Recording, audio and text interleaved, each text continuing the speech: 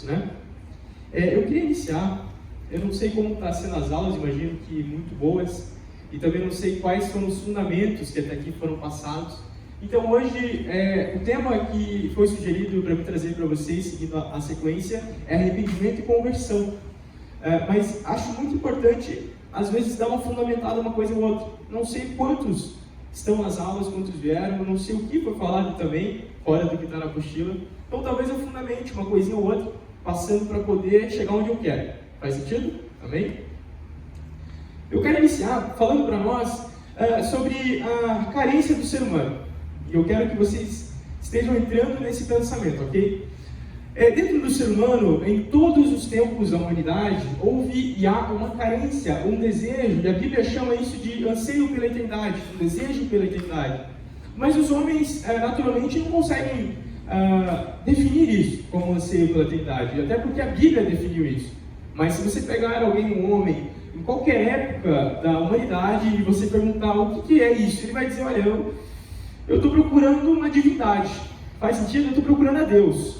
Só que todo homem, toda mulher procuram a Deus de alguma maneira. Porque existe dentro de nós, o que a Bíblia diz que é um anseio, eu poderia chamar de carência, uma necessidade de buscar a Deus. Só que nós homens, após a queda ali de Adão, o que era espírito e alma, eles se entrelaçam e nosso espírito fica mortificado e a nossa alma domina.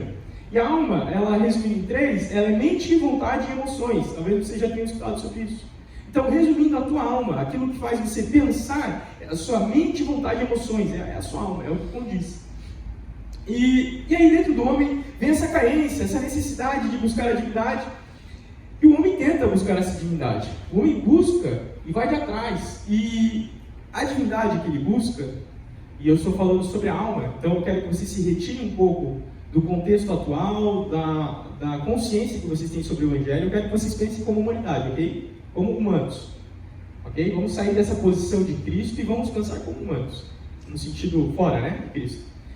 O homem tenta buscar a Deus e o homem busca satisfazer a si mesmo, porque a tentativa de buscar a Deus é por algum interesse. Faz sentido?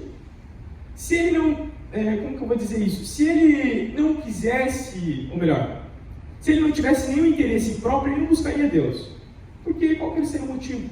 Mas dentro dele também, a alma dele também quer a satisfação dos seus interesses e a contemplação das suas vontades. O ser humano, ele busca satisfazer e contemplar os interesses, as necessidades. Estão comigo? Ele busca isso. E aí quando o ser humano busca em Deus, eu escutei recentemente um pastor falando, eu achei muito engraçado, muito interessante, eu vou trazer essa aplicação. Imagine que, quando você tem cachorro, ou enfim, já tiveram cachorro. Não sei se eu tive alguns cachorros na minha vida hoje, casado com a Raia, não tenho nenhum cachorro que mora num apartamento pequenininho, mas a gente teve o Atos, né? O pai já falou várias vezes do Atos, Golden ali, né? É um cachorro muito inteligente, e mesmo sem muito ensinar, ele aprendeu a dar patinha, né? O Atos aprendeu a dar patinha, aprendeu a sentar, é uma inteligência do cachorro ali mesmo. Mas agora vamos fazer essa analogia, de que nós somos esse cachorro, e Deus é o dono do cachorro.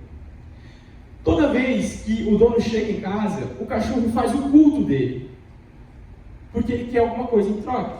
Então, como um bom servo dessa divindade, ele vai dar patinha, ele vai rolar. Se pedir para latir, ele vai latir. Se pedir para deitar, ele vai deitar, porque ele vai receber algo em troca. Estão comigo?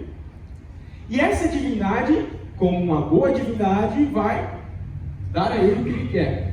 Eu escutei essa explicação de pastor e achei muito engraçado, uma analogia, porque o ser humano tem essa tendência de ser, aspas, animal, de buscar a Deus só pelas suas necessidades, de fazer o que ele pede, ou como ele pede, do jeito que ele pede, para conseguir ganhar algo de Deus. Estão vendo? O ser humano tem essa tendência de buscar a divindade para se satisfazer, para conseguir algo que ela naturalmente não alcançaria ou não conseguiria. Só que, com o tempo da humanidade, Cristo vem e ele revela uma humanidade, ou melhor, ele revela uma divindade que o mundo não conhecia. O mundo até então se esforçava e tentava se aproximar de Deus pelas suas tentativas, pelos seus esforços. E aí Jesus Cristo vem como a imagem perfeita daquilo que Deus é. E ele apresenta que essa divindade é amor. E ele apresenta que essa divindade é um pai. Isso muda tudo. E aqui eu estou querendo conscientizar a gente para chegar num lugar, caminhar num lugar. Então, quando Jesus o Cristo apresenta a divindade como amor e como pai, existe algo que acontece com alguns homens. É como se fosse um salário. Os homens percebem que as divindades correspondem bem aos acertos, enquanto o pai corresponde bem aos erros. E eu espero que vocês comecem a entender o que eu estou querendo dizer. No tempo da humanidade, os homens entenderam que para conseguir algo de Deus, eles tinham que ficar acertando, fazer tudo certo. Só que Jesus, quando ele vem apresentar o Pai, ele diz, ele vai corresponder ao seu mal. É no seu pecado que ele vai te trazer. Alguém entendeu? Fez sentido mais ou menos? É um raciocínio, tem um pouco de lógica, mas Jesus Cristo nos apresenta um Pai, não somente um divino longe, um divino distante. Então Jesus, ele mostra que Deus, ele não vem para reunir devotos a ele. É o Pai que vem formar uma família. E essa é a primeira consciência que eu queria trazer para nós começarmos a caminhar no nosso raciocínio. Quando nós conhecemos o amor do Pai através de Cristo Jesus, e nós entendemos que estamos formando uma família, isso muda tudo. Nós não somos devotos a um Deus nesse sentido. Nós somos uma família, filhos amados, que estamos formando outros filhos, formando novos irmãos, trazendo os irmãos que estão perdidos a casa. Então não olhem a igreja, não olhem a comunidade como devotos nesse sentido, de ter que dar a patinha somente para conseguir algo em troca. Não, nós somos uma família que se senta à mesa, e este lugar é um lugar de mesa, onde celebramos a comunhão. E eu sempre falo isso quando eu pego o microfone. Sentar na mesa, celebrar a comunhão, ter um espírito de comunhão, é uma consciência que precisa estar em nossos olhos. E quando nós entendemos isso, nós somos libertos dessa carência, desse apetite que há em nós, de buscar a satisfação dos interesses e das necessidades. Quando nós entendemos o amor do Pai, reconhecemos esse amor e dizemos, eu sou da família, algo vai se libertando dentro de nós, que é a nossa alma, que é esses desejos. E quando nós nos libertamos disso, nós temos condição para se relacionar com o outro, não por interesse. Então os nossos relacionamentos são curados. Amém? Isso é o básico do Evangelho. Beleza, vamos lá, pode avançar. O slide pode avançar? Setinha para o lado, flechinha para o lado, clique. Joga o mouse para o lado de lá da tela e aí você vai aparecer alguma coisa ali. Nada? Glórias a Deus. Então eu vou ler dali a tela que eu consegui, eu vou ler ali para vocês. Arrependimento e conversão, uma jornada de transformação. São dois conceitos fundamentais na jornada da fé cristã. Hoje a gente vai explorar as essências para a nossa caminhada espiritual e salvação. A Bíblia nos ensina que ninguém pode alcançar a salvação sem uma verdadeira mudança de coração e de mente. O arrependimento vai além do sentimento de culpa, representando um profundo reconhecimento da necessidade e da mudança de um retorno sincero a Deus. Consegue? Eu sugiro vocês jogar a setinha lá para o lado direito e apertar lá no lado direito a setinha, num lugar invisível assim. Então tudo bem. Eu quero seguir os slides certinho para não me perder também no raciocínio, tá bom? Por isso que eu vou fazer questão de seguir. Esse é o segundo. Então tá. Dá para ampliar, não tá? Tenta ali, ó. Lá naqueles 3 botãozinhos lá do lado direito, vai escrever a apresentação. Gente, eu sou o cara do slide, né? Aí quando o cara do slide tá com o microfone na mão, dá para fazer tudo ao mesmo tempo. Eu vou rapidinho então. Rapidinho. Duas coisas não dá para fazer ao mesmo tempo. Vamos jogar o slide lá. Aí vai dar certo.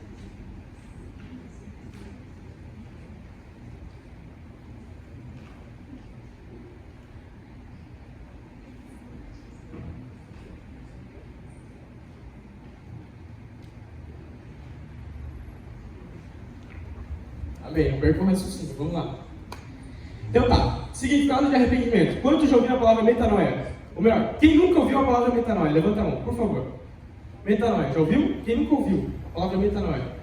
Talvez a gente já tenha caminhado, talvez nesse momento de alinhamento lógico, mas antes talvez você já tenha escutado. Metanoia, a palavra mais original, era usada nas guerras, nas batalhas. Na época aí, romana, quando os soldados estavam invadindo um lugar e é como se a guerra estivesse sendo perdida. O comandante gritava, metanoia! O que significava? 180 graus. Era uma mudança de oposta.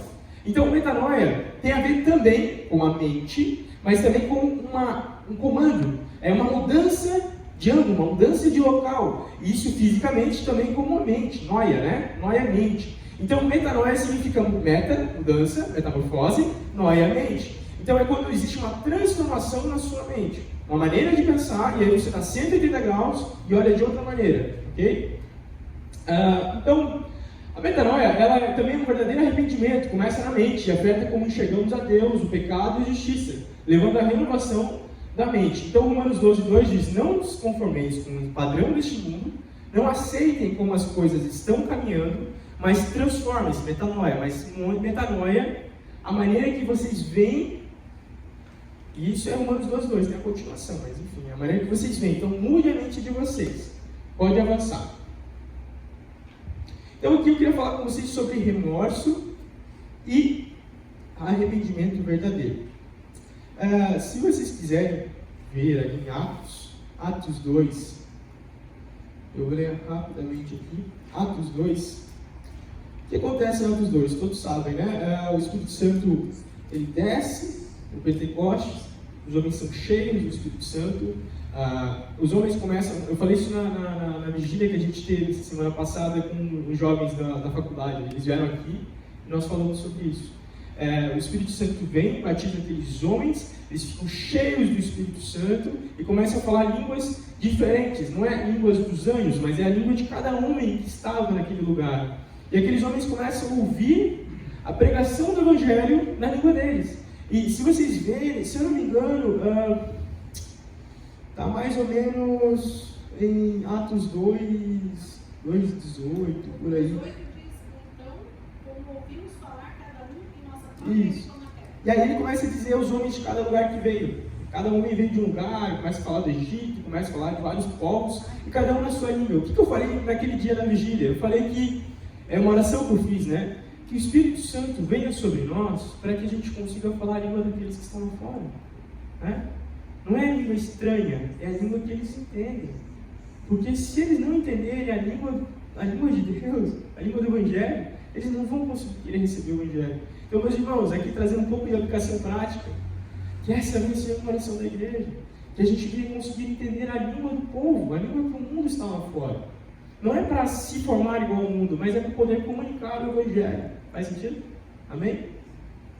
Mas enfim, onde eu quero chegar é que depois que esse mover acontece, e aí Pedro e os apóstolos começam a falar do Evangelho, a mostrar essa boa nova, para aqueles homens que muitos eram judeus, eram ortodoxos, eram fariseus, eram também fariseus, mas eram homens estudados, homens que conheciam a cultura, homens que conheciam a história de Moisés, de Abraão. Quando eles começam a ouvir isso, em Atos 2:37, diz assim: quando ouviram isso, esses homens, ouviram toda a boa nova do Evangelho, que Pedro anunciou com muita ousadia para esses homens, quando ouviram isso, ficaram muito comovidos e perguntaram a Pedro e aos demais apóstolos: o que faremos, irmãos?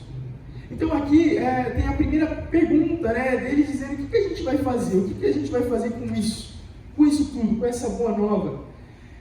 E então Pedro vem apresentando a natureza, que a natureza de Deus é um filho enviado. Agora não é mais uma divindade que você precisa se relacionar através de uma lei, que não havia uma relação íntima de contato. Agora você não se relaciona por isso, você se relaciona por um filho enviado, que mostra o Pai, o amor do Pai. Então, como que a gente vai se relacionar com essa natureza?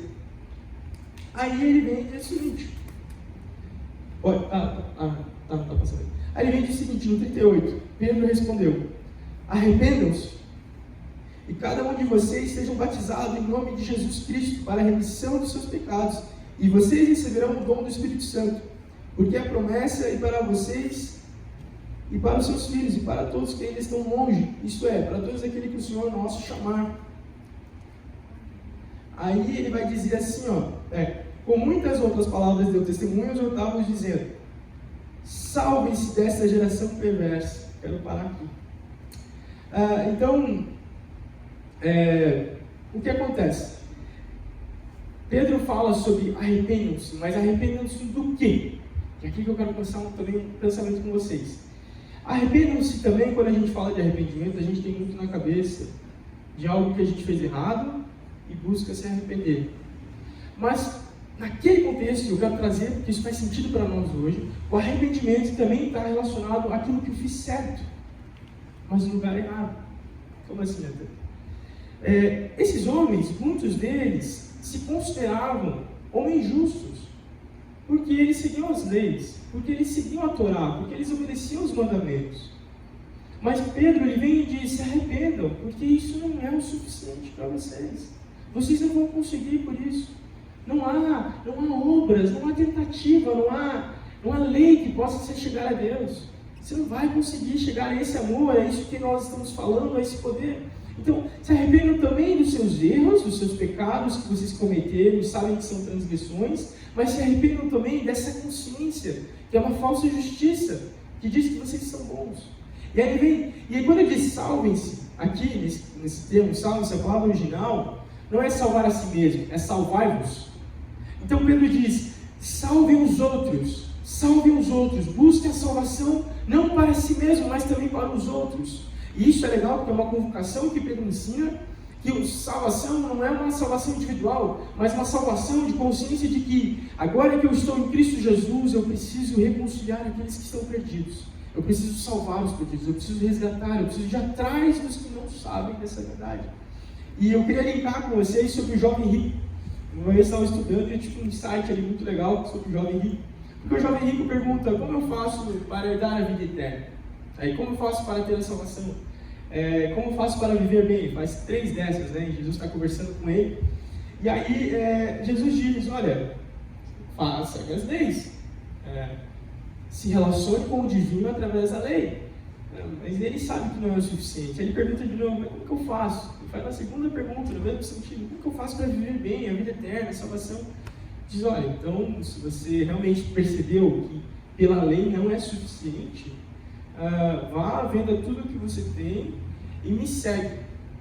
A pergunta é, como eu faço para herdar a vida eterna, a salvação? E a resposta de Jesus é, pega o que você tem e distribua e me segue. Então há 2 pontos para entender a salvação, 2 pontos para entender o que é a vida eterna. A vida eterna é quando você distribui aquilo que você tem e quando você segue a Cristo. Então, isso é uma consciência muito legal. Eu tive esse insight, espero que vocês tenham entendido isso também, que salvação e vida eterna é quando você entende que não é só você que está nesse mundo, não é só para você não ir para o inferno, mas é sobre os outros, sobre os próximos também. Vamos continuar. Então eles buscavam salvação própria, eles tentavam fazer o certo por medo.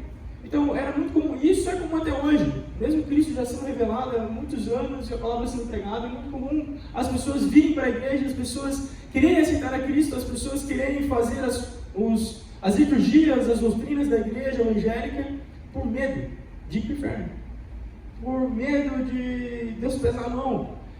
Sabe, é muito comum, mas essa não é uma consciência, esse é um arrependimento que o homem também deve ter, de querer fazer o certo para si mesmo, para salvar-se a si mesmo. É uma busca pela divindade para você dizer, estou aprovado, não vou para o inferno, sabe? É uma consciência que roda por aí.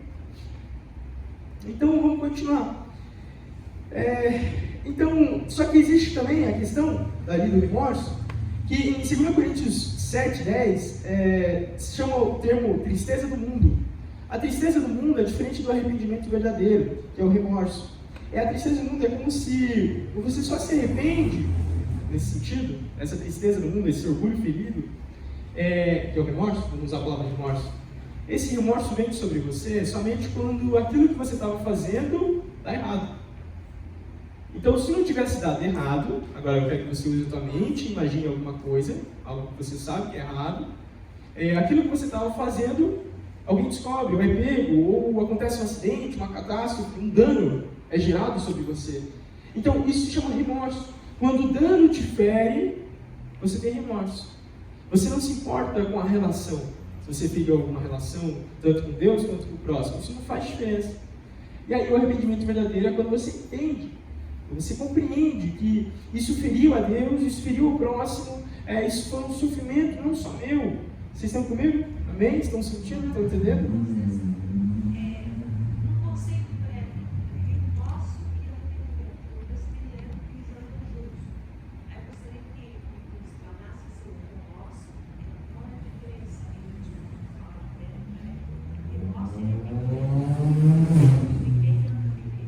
Perfeito.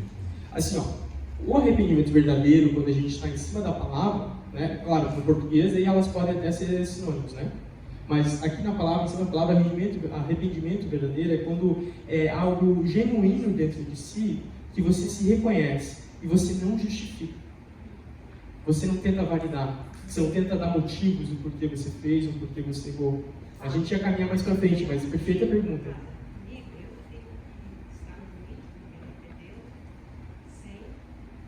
Isso, o remorso é assim, vamos tentar, vamos lá, muito bom, a mesma pergunta. Isso que eu ia entrar agora. O remorso é mais ou menos assim, Márcia.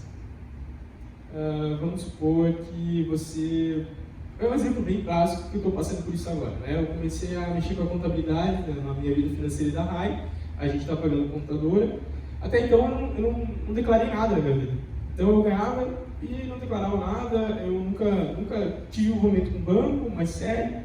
E agora eu entendo que, infelizmente, mesmo assim, há impostos a serem pagos no Brasil. E esses impostos têm que ser pagos. E aí quando você sonega o imposto, e você continua sonegando e nada acontece, você está fazendo o errado, mas está dando certo. E está tudo bem. Agora, quando o governo te caça e te encontra, e esses impostos aumentam porque você sonegou, aí você tem um remorso. Aí você sente assim, eu não devia ter feito isso. Por que eu fui fazer isso? Eu fiz errado, preciso corrigir, preciso achar uma maneira de arrumar. Você só se arrepende, nesse sentido, porque foi pego. Porque se estivesse dando tudo certo, você ainda continuar fazendo errado. A tua consciência, ela meio que não quer... a tua consciência, ela se interessa em você mesmo. O remorso é mais uma coisa mais tipo... eu não posso sofrer tanto, quero voltar para o jeito que estava confortável. O arrependimento não justifica. Eu errei, quero refazer o caminho. Remorso não é língua, arrependimento Pastorzão aí.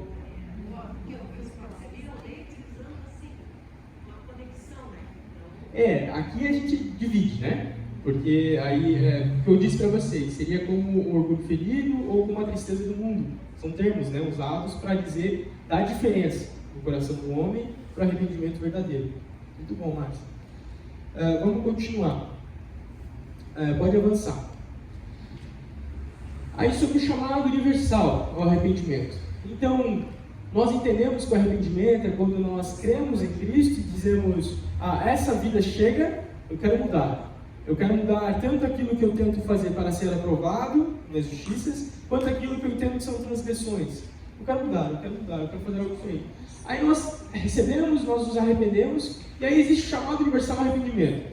Então, aqui, para todas as pessoas devem se arrepender. Diz ali, Deus notifica agora a todos os homens, em todo lugar, que se arrependam, em Atos 17. O chamado arrependimento é universal, não é exclusivo para alguns. Todos devem se arrepender, todos carecem da glória de Deus. Romanos.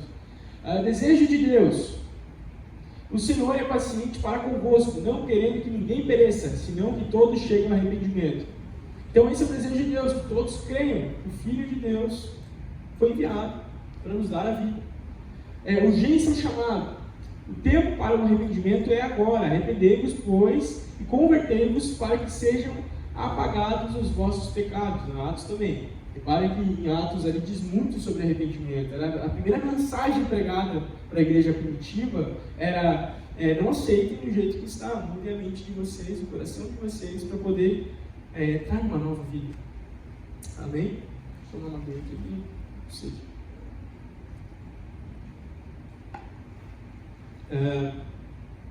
Pode continuar. Slide 4. Então, o que é a conversão agora? A gente falou sobre arrependimento e a conversão. A conversão é o seguinte: A conversão é a resposta ativa do homem ao chamado divino, manifestada por uma mudança completa de vida e pela submissão à vontade de Deus. Significa literalmente voltar-se para Deus e abandonar o pecado. Então, arrependimento tem a ver com a tua mente, como você entende, seus olhos se iluminam.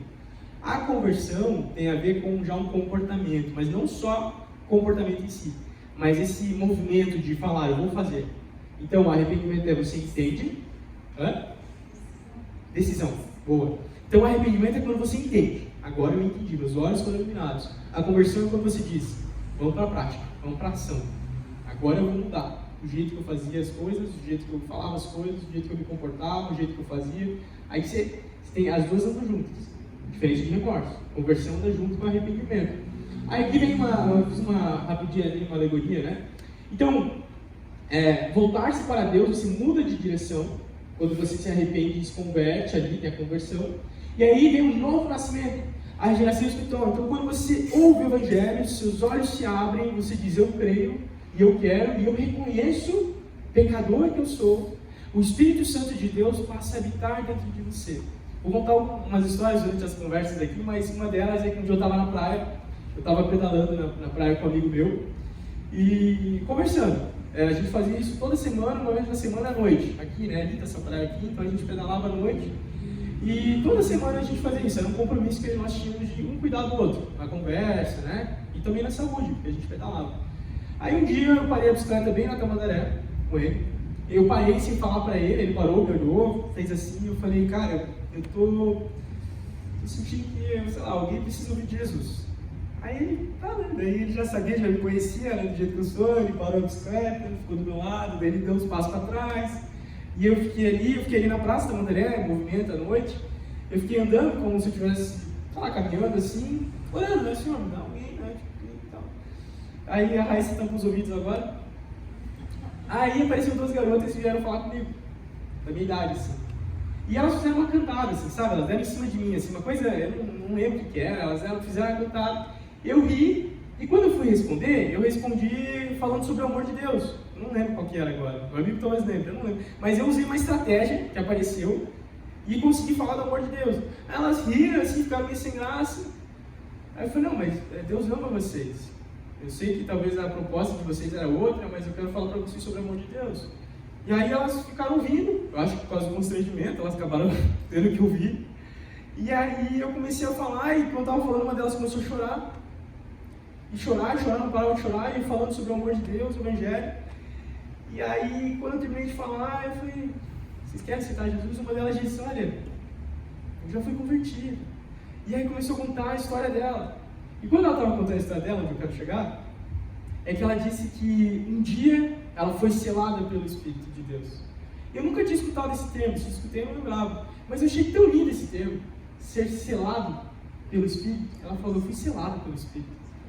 E eu falei, é isso aí. Eu achei lindo esse termo de, quando você crê e aceita Jesus em seu coração, há um selo que é colocado no teu coração e não sai mais. Porque agora você pertence à família de Deus, porque agora o seu nome está escrito no livro da vida, porque agora Deus te tirou das trevas e te levou para o reino da luz, porque agora não há mais condenação sobre você. E isso acontece uma vez, e você crê e o Espírito Santo te diz, agora você pertence à filiação. Deus não te deixa órfão novamente. Deus não apaga o teu nome no livro da vida. Deus não te joga para as trevas de novo. Deus te salva e te puxa para Ele. E aí ela falou isso e eu falei, tão lindo. Eu falei, cara, eu vou usar isso na minha vida. Então, sobre esse novo nascimento, é quando nós somos selados pelo Espírito de Deus. Quando com a nossa boca nós cremos e com o coração, com o coração nós cremos e com a boca nós falamos. E aí, pronto. Agora você nasceu de novo. Agora você pertence à família de Deus. Mas não para aí, não é só aí. Então, eu sei que essa é uma conversa, a gente está falando de alimento teológico, e a gente pode estar caminhando com alguns irmãos mais maduros na fé. E outros irmãos que estão iniciando na fé. E não é pela idade, também não é pelo tempo de igreja. Entendeu? Isso não faz diferença. Isso é uma coisa que eu entendi, que não faz diferença os anos que você está na igreja ou a tua idade. A maturidade espiritual tem a ver com uma intimidade, um relacionamento profundo que você tem com Deus. Profundo. Quanto mais profundo, mais você se alimenta e se carrega desse Evangelho, mais maduro você se torna. Então, há homens de 80 anos que estão 50, 60 anos na igreja e não têm a maturidade espiritual que um homem de 30 anos, com 5 anos de conversão tem. Isso pode ser um escândalo, mas a maturidade de Deus é uma maturidade diferente, é um derramar diferente, é na consciência, no espírito. Amém? Então, a mudança de direção, você diz, agora eu quero a Cristo, eu me reconheço como um pecador, não é suficiente os meus erros e os meus acertos. Tudo que eu errei como transgressão, Senhor, eu me arrependo. E tudo que eu tentei fazer para me alcançar a divindade, todas as minhas tentativas de boas ações, de bom comportamento, boa conduta, de seguir as leis conforme os princípios, eu digo, Senhor, não é o suficiente. Pronto, eu entrego. Aí vem o novo nascimento, e aí nós estamos como uma nova criatura. E essa nova criatura, eu imagino que nas aulas a gente vai acompanhar, vai ter aula sobre isso. É quando algo acontece dentro de você, assim e assim. E assim, bem devagarzinho, bem devagarzinho. Amém? Quanto tempo eu tenho? Quanto tempo eu tenho? Ah, tá, que susto, meu Deus do céu. Corre aqui. Ai, Jesus. Ixi. Eu achei que ia faltar tempo. Sobrar tempo. Amém. Então, pode avançar o slide. Então tá, esse é o slide. Só para eu me localizar aqui, tá, gente? Eu quero falar. Relação. Então tá, vamos lá. A relação entre o arrependimento e a conversão. Vamos ali, iniciando com o Espírito Santo convencendo do pecado. Se você prega Jesus, se você fala Jesus, se você crê em Jesus, e você está aqui hoje crendo em Jesus, não foi só um discurso de alguém, não foi só a ação ou o que você viu de outra pessoa para você crer em Jesus. Foi uma maneira de você chegar, mas quem convence é o Espírito Santo. Se você crê em Cristo Jesus hoje, não foi a dialeta, a fala bonita de um pastor, não foi uma mãe, um pai que se esforçaram muito para te mostrar o amor de Deus, foi o Espírito Santo que convenceu. Não tem tentativa do homem que convence. Eu lembro que também, umas das vezes que eu estava tentando meio que debater e rebater Cristo na universidade, passou uma pessoa bem mais velha, batendo no ombro e diz, não é você que vai convencer o Espírito Santo. Não é você, não tenta se esforçar muito para querer falar de Deus, nesse sentido, de cara, crê em Jesus, aceita Jesus logo. Não adianta, não é assim, é o Espírito Santo. Então, quando o Espírito Santo ilumina a mente, aí vem o arrependimento. Por quê? Porque o Espírito Santo te ilumina a mente, o que ele faz? Ele faz você olhar melhor. É como se você tivesse um quarto escuro e o Espírito Santo fosse uma lanterna apontada para frente. Só que o quarto escuro é você. E aí o Espírito Santo começa a jogar luz e você diz, uau, eu não tinha visto esses monstros. Uau, eu não tinha visto esse buraco aqui no chão. Nossa, como esse quarto está sujo. Ele que te convence do pecado, do juízo. E aí vem a conversão. Aí você fala, uau, nesse quarto, que é a tua alma, e você diz assim, eu preciso de uma faxina, eu preciso dar uma melhorada nisso aqui. Talvez até trocar de quarto. Mas só Deus pode fazer isso. Aí você abre a porta e fala, Deus, por favor, faz a tua obra. E aí vem a transformação, que é quando Jesus vem com a vassoura, vem com a pazinha, vem com uma ferramenta, vai rebocando a parede. É quando é o Espírito Santo que faz isso, só que não faz sozinho, faz com você junto. Consegue? Vamos usar essa analogia de quarto, que eu acho que é muito boa. Então, você e o Espírito Santo, como se fosse uma pessoa ao seu lado, te ajuda a armar a janela, te ajuda a varrer o chão. Você varre o chão e diz, não é assim, é assim. Aí você tenta, sei lá, vai ter um prego na parede, você bate o dedo, você fala, eu errei. Aí Deus diz, não, tá tudo bem, eu estou aqui com você, eu vou te mostrar como bate o prego na parede. E aí ele vai te conduzindo juntos a fazer aquilo. E ele faz coisas que você não consegue. Tem coisas que você não vai conseguir fazer. Aí ele vem com a mão, intervém com milagre, com poder. Mas tem coisas que precisa, ele vai ficar olhando para você. Ele vai ficar sentado e diz, já te mostrei, vai e faça. Aí vai dar maturidade, como está o teu quarto. Né? Legal essa analogia. E aí, enfim, é um ciclo aí, né? Sobre arrependimento e conversão, são processos integrados que marcam a entrada do reino de Deus. Sem arrependimento, não há conversão genuína. E sem conversão, o arrependimento torna-se apenas morte. Jesus pregou, o tempo está cumprido, o reino de Deus está próximo. Arrependei-vos, crede no Evangelho. Marcos. Paulo também ensinou que é necessário arrepender-se e converter-se a Deus, praticando obras dignas de arrependimento. Aqui eu quero tentar ser rápido também, para trazer para vocês uma história que Jesus conta, uma parábola de um pai e dois filhos, que a gente está acostumado a chamar de filho pródigo, né? E a história é a seguinte, eu vou tentar resumir bem, mas que você entenda a mensagem. O que acontece?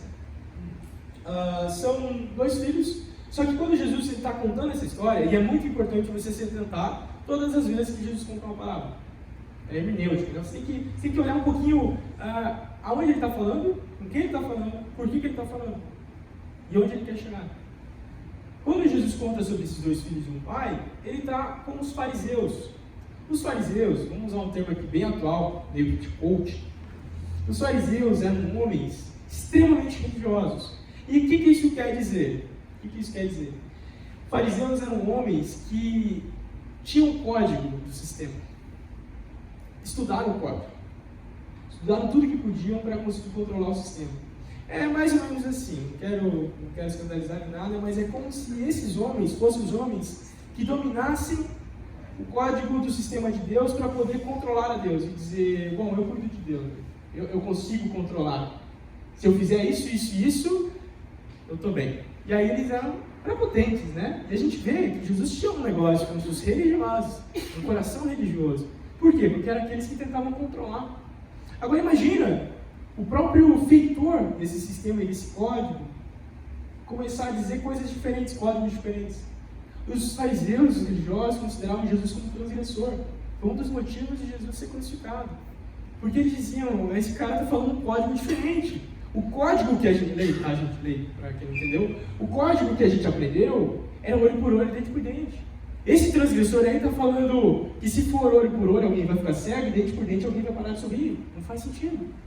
Não é o código que eu estudei, não é o código que eu dominei. Então os fariseus não gostavam de Jesus, porque ele falava uma coisa assim, ó, cara, não adianta tentar seguir isso daí. E aí o que acontecia? Com os pecadores, que eram os pecadores que faziam coisa errada, porque os fariseus eram os pecadores que faziam certo. Estão comigo? Os pecadores que faziam errado, olhavam e diziam, esse transgressor está falando uma coisa que a gente nunca ouviu, talvez a gente tenha chance. Por isso que Jesus andava com os pecadores, porque eles reconheciam, eles diziam, cara, a gente ainda tem chance de salvação, a gente tem chance. Já os fariseus diziam, esse cara está querendo burlar o sistema, ok? Onde eu estava mesmo? Já me perdi aqui na... Ah tá, vamos lá, tem que ser rapidinho. Que pena. Mas tudo bem, glória a Deus. Na próxima vez eu falo bastante. Aí assim, ó, os filhos, né? Jesus está contando, olha, tinha um filho de Deus que se enganou, foi para um mundão, ouviu coisa de gente errada, ouviu coisa que não devia, fez coisa errada, ao ponto de dizer que comida de porco era banquete.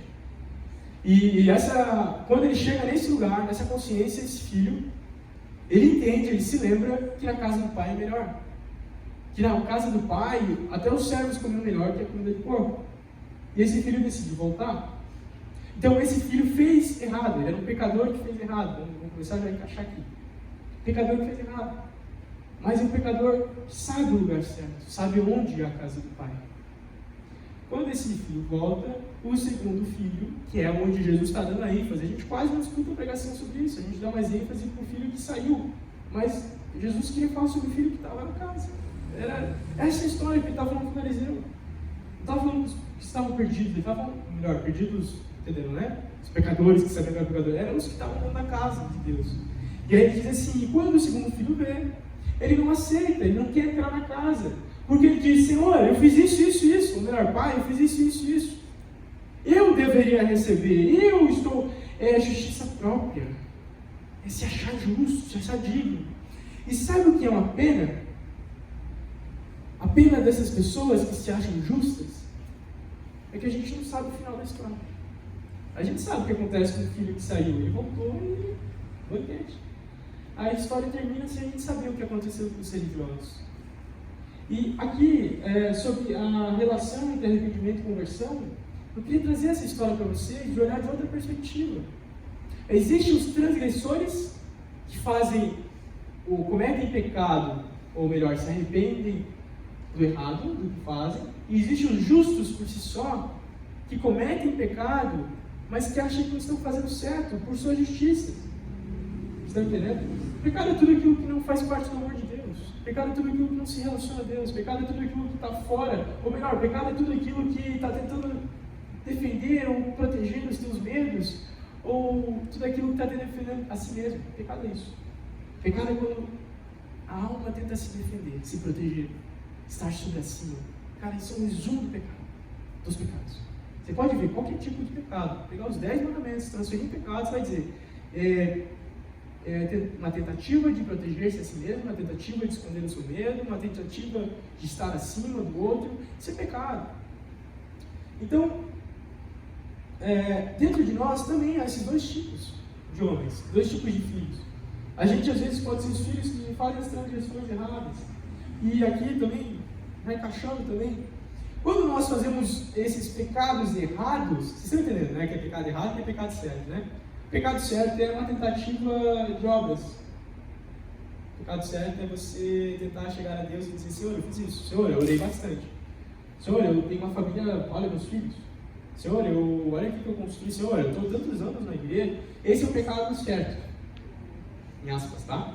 Pecado errado é a prostituição, é a calúnia, é o roubo. São pecados mais fáceis de serem reconhecidos e mais fáceis de chegar à casa do Pai. Os mais difíceis são esses, que a gente acredita que não é pecado. E aí, gente, aí que o negócio pega. Então, os desejos, ou melhor, os pecados errados são aqueles que são nossos desejos da alma, aquelas, a cobiça, esse desejo. E os pecados certos, em aspas, são aqueles que são nossos interesses. Que é o que eu falei de dar apatia para receber algo em troca. Então, tem gente por aí que desce um monte, fica nada contra um monte, eu vou morar num monte, mas que vai no monte, desce um monte e diz: agora o Senhor vai me responder. E às vezes acontece um negócio meio ali e as pessoas dizem: olha, nossa, será que ele respondeu? Esse cara tem um código, esse cara aí tem alguma coisa, esse cara aí é mais espiritual que eu. É o cara que está fazendo o pecado certo, mas está errado. Mas enfim, vamos caminhar. Próximo slide. Se você não está no amor de Deus, posicionado no amor de Deus, é pecado. Se você não está onde Deus te colocou para estar, onde você deveria estar, com o amor do Pai, a relação com o Pai, é pecado. Espero que vocês guardem isso, porque eu queria fechar uma coisa ali depois. Então, daí vem os frutos do arrependimento e da conversão. Quais são os frutos? É um desejo pela palavra. Você estar aqui hoje já é um fruto. É um fruto visto, visível. Porque você está querendo mais, você está buscando mais. Olha, a gente tem as nossas limitações, né? A gente tem, mas você está querendo, de alguma forma. Hoje você entende que esse é um lugar que pode te oferecer, pode te dar uma substância, pode te dar uma palavra nova, te dar um conhecimento, te lembrar. Abandonando o pecado. Antes você fazia uma coisa, fazia isso. Vou contar também duas histórias bem rapidinhas, uma só então. Quando eu era criança, eu vou contar duas bem rapidinho, tá? Vou tentar ser bem rápido. Vamos lá. A primeira história é que um dia eu era uma criança que, enfim, a mãe, normal, criança normal, mas eu vim perturbadinho também. E eu lembro que eu não sei como eu aprendi a roubar brinquedo. Eu não sei quem ensinou, coisa lá, mas dentro da alma até da criança existe o pecado, né? E eu aprendi a roubar brinquedo e ficar quieto. Aí um dia eu morri bastante. Eu roubei um brinquedo no mercado, o cara viu, contou pra minha mãe. Nossa! 99, enfim, mas eu resumi bastante. Cara, nossa, eu fui pego. Poderia ser remorso também, mas nossa, eu fui pego. E aí eu lembro que a mãe conversou comigo, falou. Aí o pai foi conversar comigo, o pai, ao invés de me bater, ele chorou na minha frente. Eu falei: meu Deus, o que eu fiz? E aí eu falei: cara, não quero mais isso pra minha vida. Isso foi arrependimento. Eu falei: não quero mais isso pra minha vida. Ponto. Remorso. Um dia eu tava, acho que era 8º ano, sei lá. Eu tava colando uma prova. Eu fui pego. Remorso. Por quê? Eu não devia ter feito isso. Por que eu fui fazer isso? Vou tirar 0. Passou 2 semanas e eu estava colando de novo. Porque era remorso. Porque eu fui pego, eu só queria voltar, não queria perder os danos. Não queria, sabe, não queria esse sofrimento. Mas no meu coração não tinha se convencido que eu estava errado. Eu vou muito tempo para me convencer que eu estava errado. Então eram esses 2 exemplos que eu queria trazer. Então, abandonar o pecado é você parar de fazer aquilo que você fazia, aquilo que você sabe que é errado. Tanto errado como transgressão, tanto errado quanto justiça própria. Não adianta, meu irmão, é pecado. Justiça própria é pecado. Ninguém fala sobre isso, mas é pecado. Você fazer tentativa para chegar a Deus ou para tentar mostrar para os outros que você é mais crente, você é mais espiritual, é pecado. É pecado, não tem essa, sabe? É obras, é como trapos de imundícia. Deus tem nojo. Vamos continuar.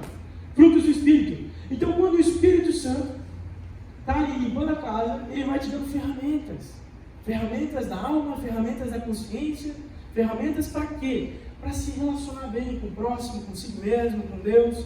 Para você conseguir ter virtudes, chama virtudes. Para você ter virtudes, para conseguir ter provisão, para fazer o melhor caminho. O pecado não vai sair da gente até Cristo voltar, até a gente estar em glória. O pecado habita em nós, está conosco. Mas existe uma vida de santidade. Não é extremidades, não é você dizer, olha, todos os dias eu pego, todo minuto eu peco, é difícil pecar. Ou você dizer, não, chega um momento em que você conhece tanto o amor de Deus que você não peca mais. Não, existe um termo ali no meio que diz, olha, lute contra o pecado, a tentação sempre vai vir, mas é diferente do pecado, mas também busca a santificação, sabe? Caminha nesse lugar, no equilíbrio. Não é tudo pecado, gente, mas também não vai chegar um momento em que você vai ficar glorioso antes da volta de Cristo. Todo mundo está sujeito. Melhor pastor, melhor evangelista, tem coisa que você vai olhar e vai dizer, é um pecador tanto quanto ele.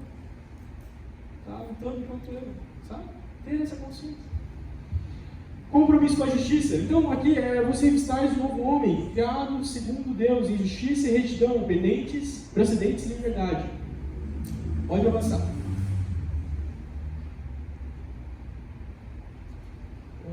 Exemplos bíblicos. O caminho nosso? Não consigo terminar. Tá. Então, aqui estão alguns exemplos bíblicos, né? Então, o Zaqueu, o que acontece com o Zaqueu? O Zaqueu se arrepende. O Zaqueu, ele se arrepende por quê? Ele se arrepende de ter uma conversão. A gente não consegue ver os relatos do que acontece na casa de Zaqueu, mas nós cremos que ele se arrependeu. Por quê? Porque houve uma conversão. Porque ele diz, agora eu darei 4 vezes mais daquilo que eu roubei.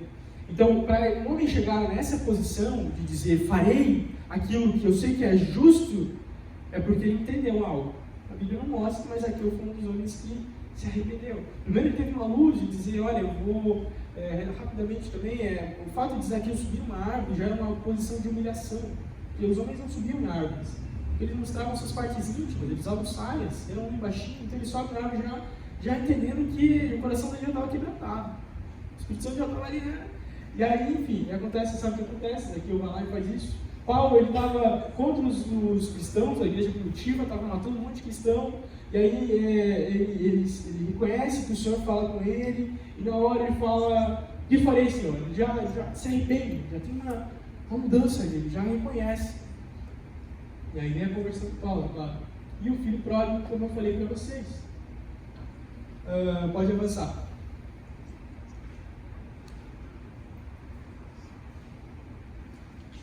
E aqui eu queria trazer a aplicação prática para nós. Caminhando para o final, que você venha, meu irmão, examinar o seu coração. Que você venha olhar para dentro e dizer, Senhor,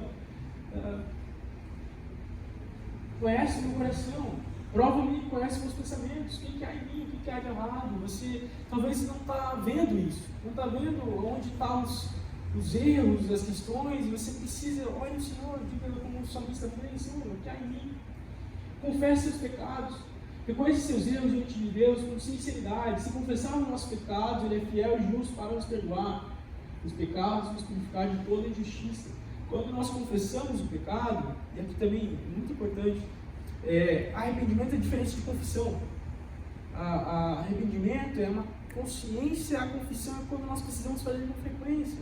Confissão sobre os pecados que acontecem sem querer, e confissão dos pecados que são planejados, premeditados, sabe? Isso é confissão, dizer, Senhor, eu não só para o Senhor, mas também, sabe? Quando a gente confessa uns aos outros, nós somos curados.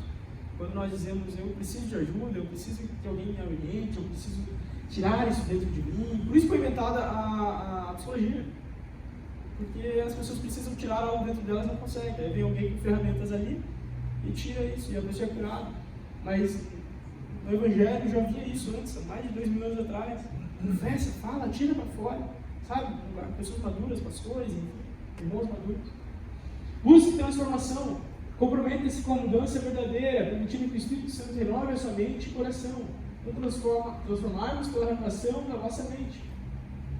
Busque isso, busque se alimentar da palavra, busque compreender e ter os frutos do Espírito, busque isso, busque esse entendimento, busque o Senhor, busque fazer as melhores obras, não diante de Deus. Você não está diante de um divino nesse sentido, você está diante de um Pai. Então as boas obras são para salvar-vos. Faz sentido? Salvai-vos, salvam os outros, façam com que os outros vejam que Deus é bom através da vida de vocês. Produza frutos dignos, que é igual buscar a transformação. Demonstre seu arrependimento através de ações concretas. Produzir, pois, frutos dignos de arrependimento. E eu quero caminhar para o final agora, meus irmãos. Eu acho que falei muito rápido, pois tinha bastante coisa para falar, mas eu espero que você venha ter recebido algo do Senhor. Espero que de alguma frase, de uma fala, algo venha entrar no teu coração e o Espírito Santo venha te convencer, e te mostrar e te ensinar o caminho. Sabe, hoje eu tirei parte do dia para estudar, para meditar, e eu sei como bem faz isso para mim também, quando a gente estuda para poder ensinar. Mas é com dedicação, é que a gente venha conseguir compreender essa palavra. Sabe, esse alinhamento é para nós caminharmos com uma igreja mais madura. E também para que todo mundo fique alinhado. Tem uns que já estão mais aqui, tem uns que ainda estão começando, mas esse alimento serve para a gente conseguir olhar um para o outro e dizer, olha, eu sei que você sabe porque eu estava junto. Então a gente caminha em cima disso. A gente caminha em cima do que a gente aprendeu juntos. Aí vamos dizer, olha, fulano não veio. Aí você vem e fulano, ó, a gente conversou sobre isso. Ou fulano está aqui e quer agregar, quer acrescentar. Olha, eu creio nisso e eu entendi isso e mais maturidade, sabe? E isso é comunidade, isso é mesa, isso é a mesa que o Senhor quer como família, meus irmãos. Amém? Fazer uma oração agora para nós terminarmos. Gostaria que você fechasse seus olhos agora, tirasse um tempo para você respirar e colocar na tua consciência agora se há alguma coisa que te incomoda dentro de você mesmo, se há algo que você vê que é difícil sair, é difícil... Senhor, eu já me arrependi tantas vezes da mesma coisa, será que eu estou certo? Será que o que eu preciso fazer? Por que eu caio nos mesmos lugares? Sabe? Se é um tipo de oração, um tipo de clamor que você tem, peça ao Senhor agora para trazer algo sobre você. Se é algo que realmente demanda de poder da atuação do Espírito Santo, que Ele venha te curar agora em nome de Jesus, que Ele venha restaurar você agora em nome de Jesus, vai ser algo que requer da tua responsabilidade de mudar os seus atos, mudar a maneira que você vê através da palavra de Deus, lendo a palavra, buscando no coração, que o Espírito Santo venha te trazer esse empoderamento, que Ele venha te trazer essa força para você continuar sem desistir, que você não venha perder a esperança, que o Senhor venha renovar aqueles que perderam a esperança, aqueles que desistiram e disseram, não, nem remorso mais eu tenho, eu já estou aceitando esse pecado, já estou aceitando isso na minha vida. Que o Senhor venha transformar o teu coração. Se você também está aqui e o que eu falei não faz nada de sentido, não entrou nada na cabeça, peça ao Espírito Santo. Peça ao Espírito Santo para te iluminar, não só os olhos, mas os ouvidos também. Que as palavras de Deus, que o Evangelho venha começar a se encaixar e fazer mais sentido dentro de você. Nós pedimos assim, Espírito Santo, diante da tua presença, venha trazer vigor, venha trazer a tua paz sobre nós. Venha nos encher, Espírito Santo, mas encher-nos para nós transbordarmos. Não é um encher de fora para dentro, mas é um encher de dentro para fora. Quando nós nos enchemos do Espírito Santo, nós nos enchemos do amor do Pai, nós transbordamos aquilo que está dentro de nós, que é a origem e a natureza de Deus. Eu oro assim, Senhor, em nome de Jesus. Amém. Amém.